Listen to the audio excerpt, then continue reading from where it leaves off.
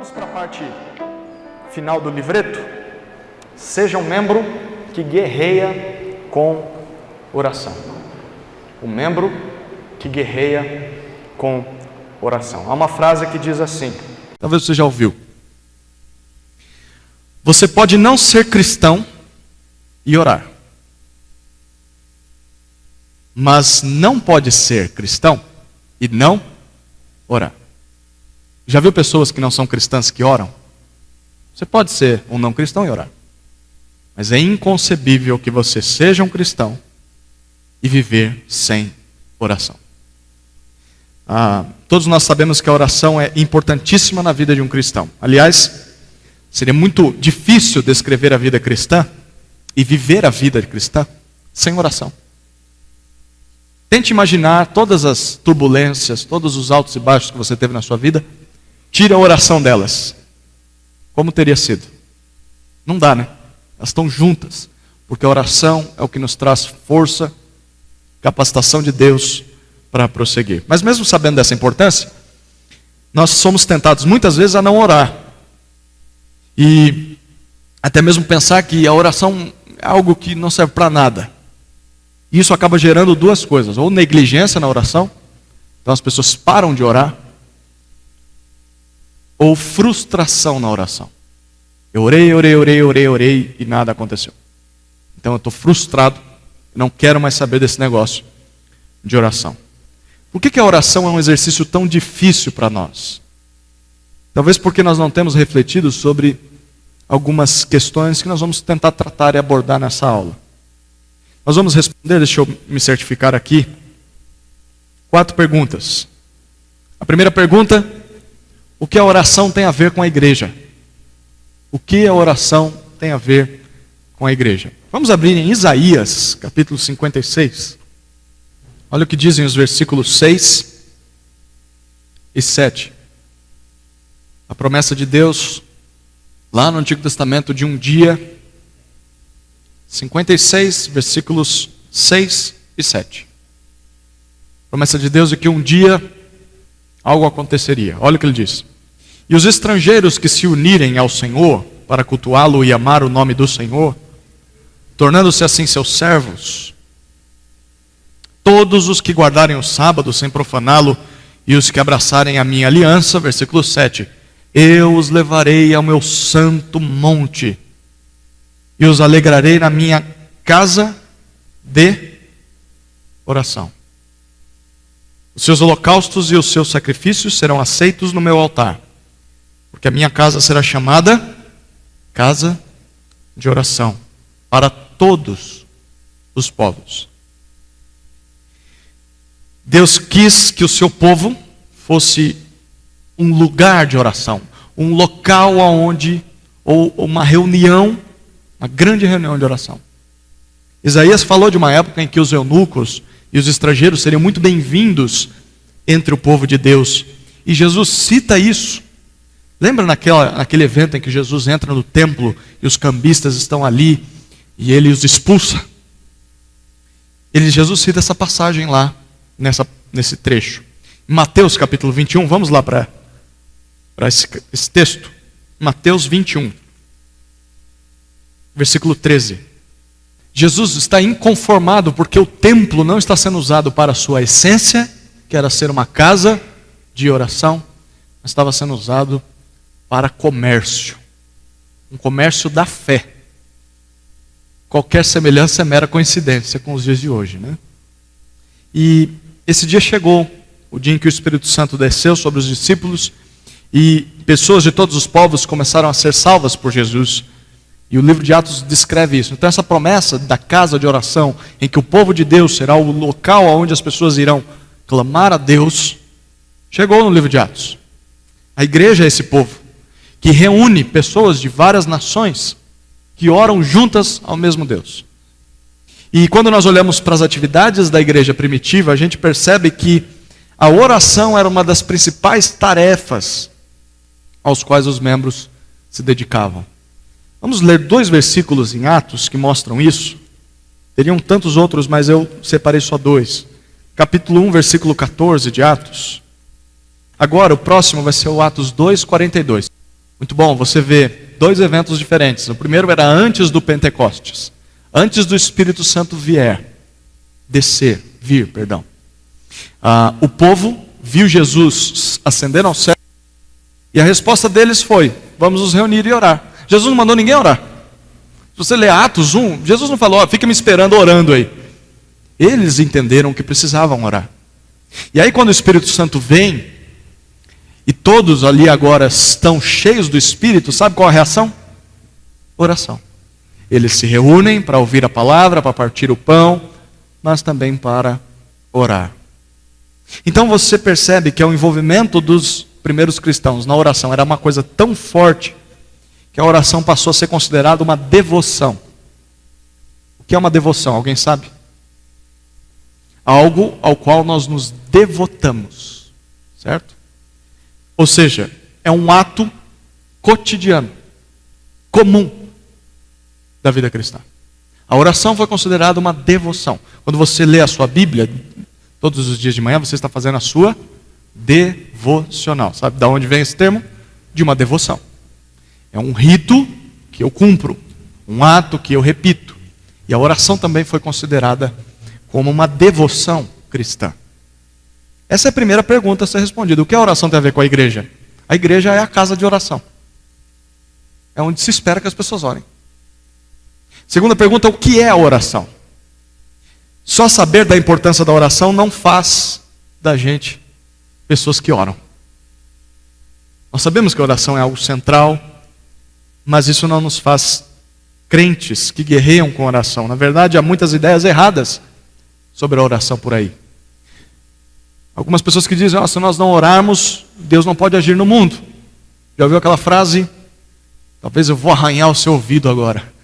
A oração move o coração de Deus. Quem já ouviu essa frase? Pode levantar a mão, eu já ouvi. Não quer dizer que você concorde, tá? Não vou perguntar quem concorda, deixa a mão baixada, até o final da aula a gente fala sobre isso. Se nós não orarmos, Deus não age. Uma outra ideia errada da oração é que se Deus já determinou tudo, se Deus é soberano, então para que eu vou orar? Por que orar? Uma terceira é: Deus está muito ocupado com as coisas do universo para ouvir minhas orações. Para que eu vou gastar o tempo de Deus? Como que eu vou ousar dobrar o meu joelho para pedir para Deus me dar energia nesse domingo para ouvir a palavra dele, ou me ajude, porque eu não sei o que eu vou almoçar hoje, não tenho alimento em casa, sendo que está acontecendo uma catástrofe lá em Brumadinho? Deus está muito preocupado e atarefado em resolver essa catástrofe, ou melhor, de consolar as pessoas. Como é que eu vou ter a pretensão de incomodar Deus com meus pedidos tão inferiores? São ideias erradas da oração. Muitos desses maus entendidos sobre a oração resultam de uma incompreensão da natureza de Deus, quem Deus é, e do nosso relacionamento com Deus. É muito mais fácil nós transformarmos a nossa oração em um palco de ego, em que nosso ego sobe em um patamar elevado e as nossas reivindicações e necessidades merecem e recebem o foco principal. Então, nesse tipo de oração, Deus simplesmente é o serviçal, é o operário que é encarregado de pegar os nossos pedidos e responder prontamente. Eu confesso para vocês que muitas reuniões de orações, das quais já participei, não só aqui, mas na minha vida, se resume a isso. Me ajuda, eu tenho isso, eu tenho essa necessidade, eu tenho essa dor, eu tenho essa lamúria, eu tenho esse problema, por favor Deus, o Senhor não está fazendo nada, cadê o Senhor, cadê o Senhor, cadê o Senhor? Mas também é fácil nós cairmos no outro extremo, ao invés de só enfatizarmos em nós, e que Deus tem que solucionar os nossos problemas, nós acabamos pensando que Deus é um jogador de xadrez cósmico. Quem que gosta de jogar xadrez? Só eu. Eu e você, Reinaldo. A gente tem que jogar um dia aí. O Rogério também, muito bom. Vamos fazer uma sala de xadrez para ensinar essa turma a jogar, tá bom? Mas muitas pessoas pensam que Deus é um jogador de xadrez cósmico. O peão, ele não tem vontade própria. O peão depende do nosso dedo. Vai lá, pega ele, tira daqui e coloca aqui. Você faz o que eu mando, né? E tem pessoas que olham para Deus dessa maneira. Deus determina todas as peças, Deus não respeita as ações, as intenções, os pensamentos das pessoas.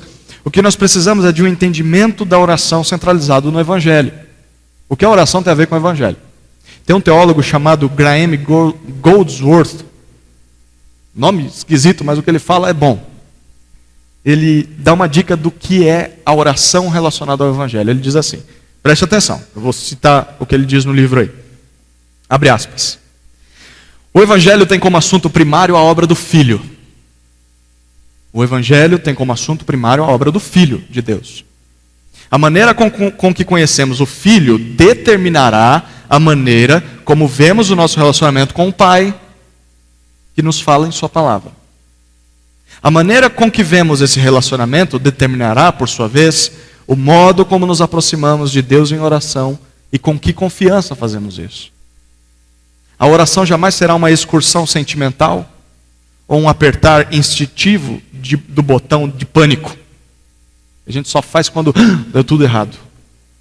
Também não será a presunção de um direito inato para exigir a atenção de Deus. Pelo contrário, a oração será a expressão de nossa entrada no santuário celestial de Deus, que nos foi obtida por nosso grande sumo sacerdote. Fecha aspas. Em outras palavras, deixa eu explicar o que ele está querendo dizer.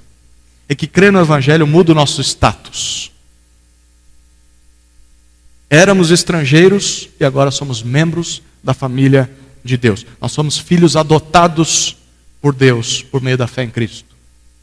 E com base nisso nós podemos falar com Deus como filhos redimidos, filhos queridos de Deus, pela obra do Filho. Então a oração é a resposta a Deus quando Deus fala conosco. Primeiro Deus fala conosco por meio do Evangelho, e depois da conversão, por meio da palavra dele.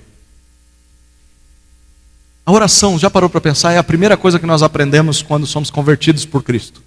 Não é? A pessoa pode não saber ler a Bíblia direito, pode não saber coisas da teologia sistemática, não sabe nem a ordem dos livros bíblicos, mas ele sabe orar. Se ele não sabe orar, ele tem um problema. O problema tem uma grande diferença entre ter vergonha de orar em público e não saber orar. Se você não sabe orar, eu tenho dúvida se você se rendeu a Cristo. Porque para se render a Cristo, você tem que falar com Deus. Não é uma reza em que você repete uma cartilha. Você tem que abrir o teu coração, ser sincero, falar com Ele como uma pessoa. Se você não sabe orar, você tem um problema. Então aprenda, comece a conversar com Deus. Mas a oração é uma das primeiras coisas que nós aprendemos quando cristãos. Então orar não é lutar por causa de... ou lutar por uma causa diante de um Deus indisposto. Poxa vida, Deus, quando que o Senhor vai me dar atenção? O Senhor não está afim não de me ouvir? Orar não é isso. E orar também não é agir como representante de um Deus incapaz de fazer qualquer coisa por nós.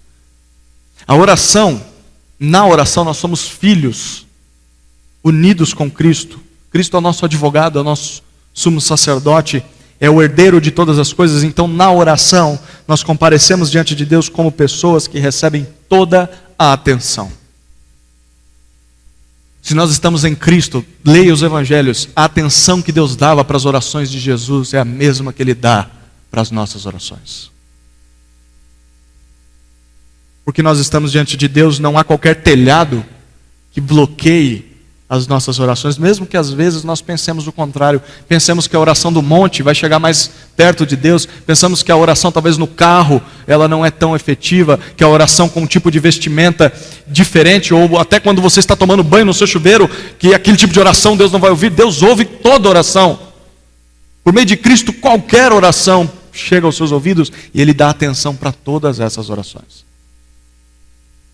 Então, a oração, ao invés de mudar o coração de Deus, como essa frase sempre diz, na verdade na oração, preste atenção, nós envolvemos a nós mesmos nos negócios que Deus tem a realizar nesse mundo, por estarmos orando em favor do cumprimento dos propósitos revelados dele, revelados por Ele na palavra para todo o universo. Em outras palavras, orar não é mover o coração de Deus. Orar é mover o nosso coração aos planos redentores de Deus. Quando eu e você oramos, nós pensamos os pensamentos de Deus, da maneira de Deus. Eu tive uma experiência dessa essa semana. Eu estava com dúvida a respeito de um assunto e eu não sabia como resolver isso. Uma das questões a respeito da nossa escola bíblica. E aí, não sei, alguma coisa falou, ora. Eu baixei minha cabeça, larguei tudo que eu estava fazendo, falei, Deus, eu não sei o que fazer.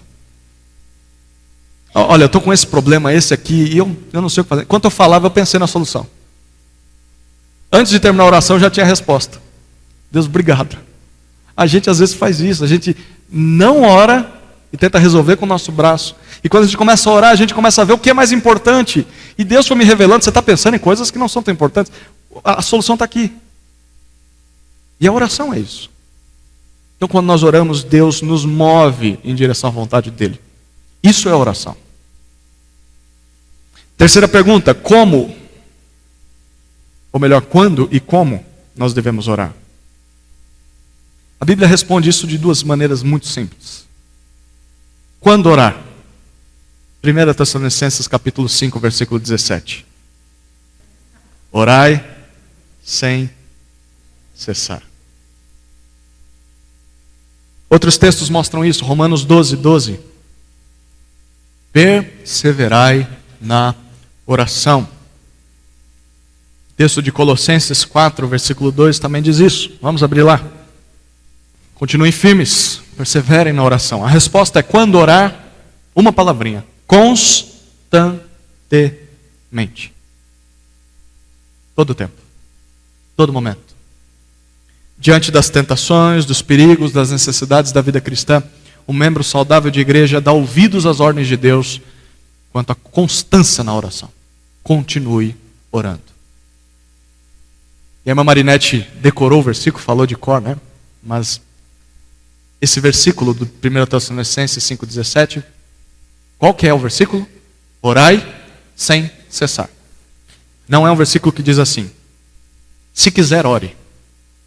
Se precisar, ore. Se sentir dor, ore.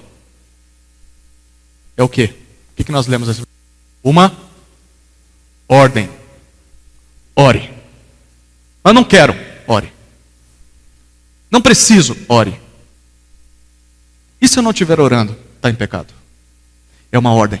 Você tem de orar sem cessar, constantemente, todos os momentos. Não significa botar o joelho no chão toda hora.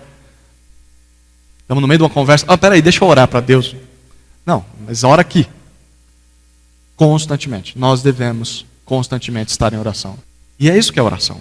Oração não é uma coisa simples. É por isso que o título dessa nossa aula é Guerreie com oração. A oração é guerra, é batalha. A nossa natureza vai contra a oração. A gente quer depender de nós mesmos, dos nossos feitos, das circunstâncias. Nós somos contrários à oração, ela é uma luta. Então ore constantemente. Quando orar? Como orar? A resposta agora é respondida, é dada.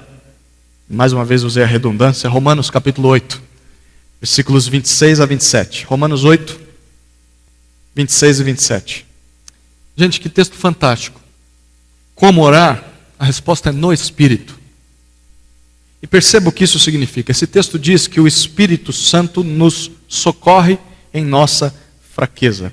Nós estamos falando aqui que a oração é um aspecto da vida cristã em que a maioria dos crentes admitem com sinceridade a fraqueza deles nessa área. De fato, nós, se formos honestos, vamos descobrir e perceber que nós somos fracos em oração. Muitas vezes não queremos orar. E justamente é isso que o Espírito Santo faz quando somos fracos. Ele nos assiste. Ele nos dá assistência. Você já se viu em dificuldades para saber sobre o que orar? O texto está dizendo que o Espírito Santo intercede por nós. Você já teve vontade de saber qual que é a vontade de Deus para que pudesse orar por ela? O Espírito Santo intercede por nós. O final do versículo 27. Segundo a vontade de Deus. E esse tipo de oração é um direito que somente os nascidos do Espírito e adotados como filhos de Deus têm.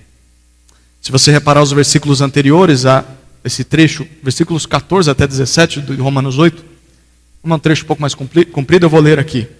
Ele diz assim, 14 a 17. Pois todos os que são guiados pelo Espírito de Deus são filhos de Deus. Porque não recebestes um espírito de escravidão para vos reconduzir ao temor, mas o espírito de adoção, pelo qual clamamos, Abba, Pai. O próprio Espírito dá testemunho ao nosso espírito de que somos filhos de Deus. Se somos filhos, somos também herdeiros, herdeiros de Deus e cordeiros de Cristo, se é certo que sofremos com Ele, para que também com Ele sejamos glorificados. Esse tipo de oração só os nascidos de novo têm o privilégio de fazer. A última pergunta que eu vou responder aqui para nós é: pelo que e por quem devemos orar?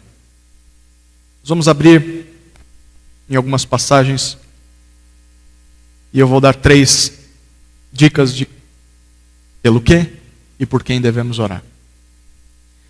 A primeira dica foi dada por Jesus em Mateus 9.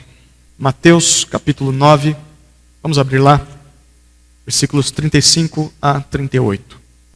Mateus 9, 35 a 38 diz assim: Jesus percorria todas as cidades e povoados, ensinando nas sinagogas, pregando o evangelho do reino e curando todo tipo de doenças e enfermidades.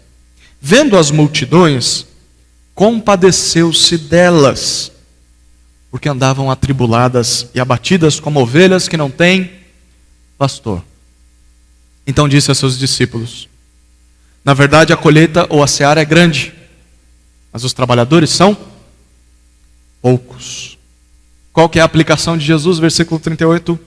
Rogai ao Senhor da colheita que mande trabalhadores para a sua colheita. Cristãos que sofrem por falta de pastor acabam conhecendo a urgência desse tipo de oração aqui. A primeira dica pelo que orar: orar por trabalhadores do Evangelho e pastores. O povo de Deus precisa de pastores. Jesus olha para aquele povo e vê, são ovelhas perdidas. E ele diz: olha, orem para o Deus da colheita, para que o Deus da colheita envie trabalhadores para a colheita. Membros saudáveis pedem a Deus que Ele envie pastores à sua igreja e também às igrejas que precisam. Você conhece alguma igreja que não tem pastor há um tempo? Vocês ficaram quanto tempo sem pastor aqui? 2, 3 meses? Eu conheço igrejas que estão há 10 anos sem pastor. Igrejas sem pastor despertam esse tipo de sentimento em Jesus. Ele fica comovido, ele se compadece. Por isso ele diz: orem. Se vocês têm pastor, deem graças a Deus, mas orem por quem não tem. Irmãos, nós não precisamos hoje, mas você já parou para pensar em igrejas que não têm? Já orou por essas igrejas? Já buscou saber quais igrejas não têm pastor? Às vezes nós somos as respostas para essas perguntas.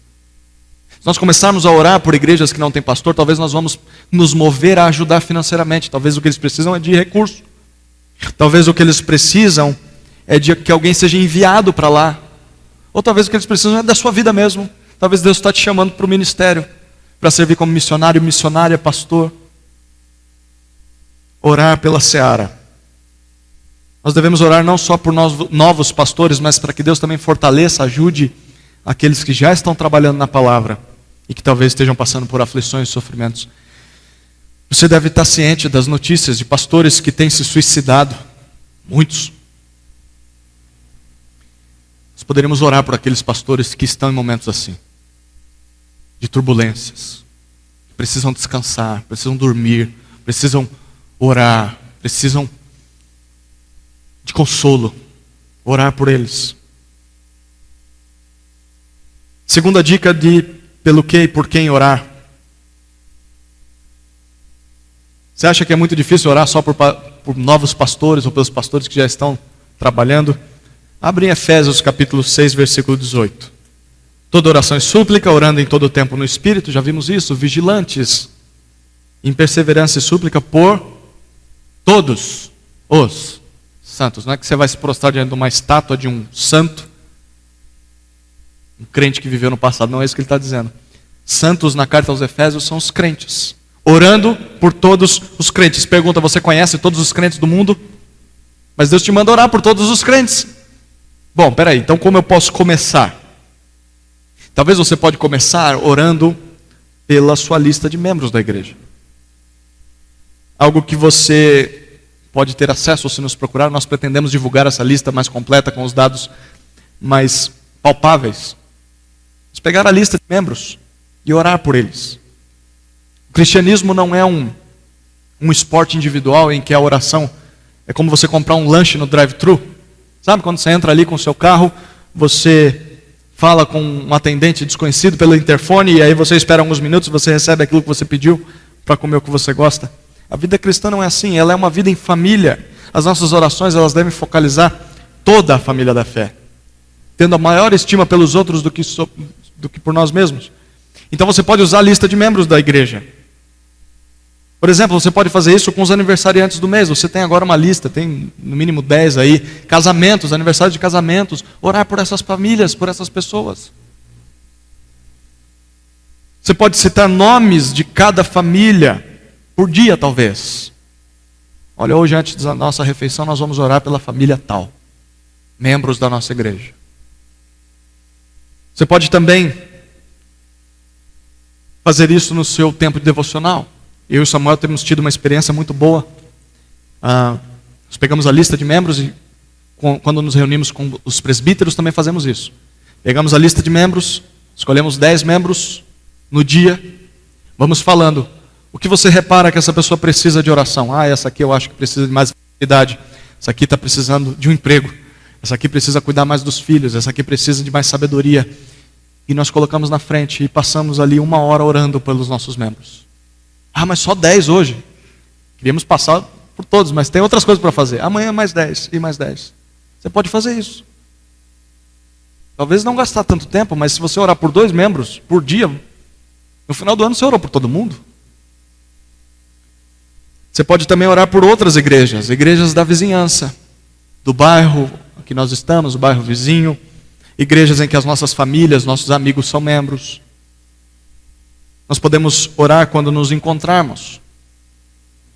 E fazer isso por motivos bíblicos. Orar por santificação. Orar por vigilância contra a tentação. Para sermos mais cheios do Espírito. Última dica. Pelo que e por quem devemos orar?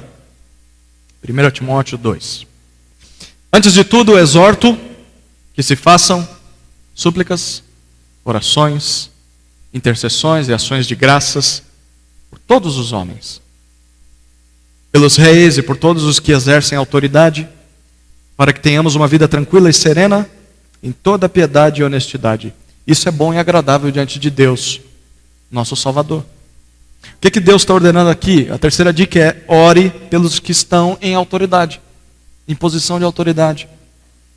Nós devemos lembrar dos governantes eleitos, dos funcionários públicos, dos professores nas escolas, dos nossos patrões, dos nossos pais, por todo tipo de pessoa que tem autoridade nesse mundo. E você pode fazer uma lista com esses nomes, carregar essa lista na sua Bíblia, no seu livrinho de devocionais. Eu tenho de orar pelas autoridades. Eu disse que eram 3, né? São 4, me perdoem. Eu vou encerrar com a última aqui. Lucas capítulo 6, versículo 28. Ore por aqueles que perseguem e injuriam os cristãos. Palavras de Jesus. Orem pelos que vos maltratam. Nós devemos orar, e é natural que nós oremos por pessoas a quem nós amamos. É normal. Até incrédulos fazem esse tipo de oração. Mas o amor de Cristo nos constrange a orar também por aqueles que nos ultrajam, caluniam, injuriam. Isso evidencia de que nós somos filhos de Deus.